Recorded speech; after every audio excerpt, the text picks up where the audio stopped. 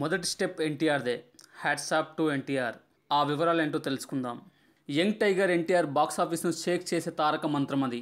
ఎలాంటి సినిమా అయినా సరే తన నటనా ప్రతిభతో అభిమానులు కోరుకునే సూపర్ హిట్ అందించే తారక్ టెంపర్ సినిమాతో మళ్ళీ లైమ్ లైట్లోకి వచ్చాడు.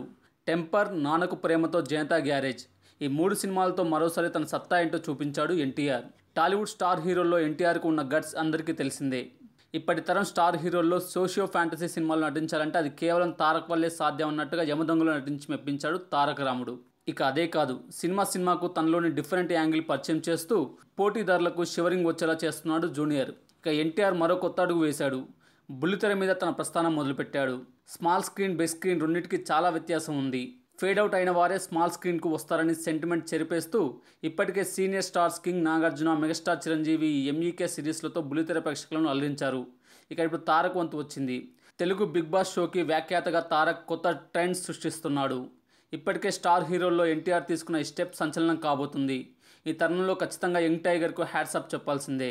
ఇక ఈ బిగ్ బాస్ షోకి సంబంధించి ఇప్పటికే ఫస్ట్ లుక్ రిలీజ్ అయి ప్రేక్షకుల్లో భారీ అంచనాలు నెలకొన్నాయి. ఇక అతి త్వరలోనే బిగ్ బాస్ షోకి సంబంధించిన టీజర్ కూడా రిలీజ్ అవబోతుందని సమాచారం.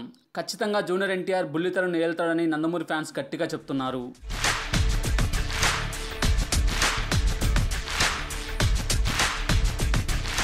ఈ వీడియో గనక మీకు నచ్చినట్లయితే లైక్ చేయండి, కామెంట్ చేయండి, షేర్ చేయండి.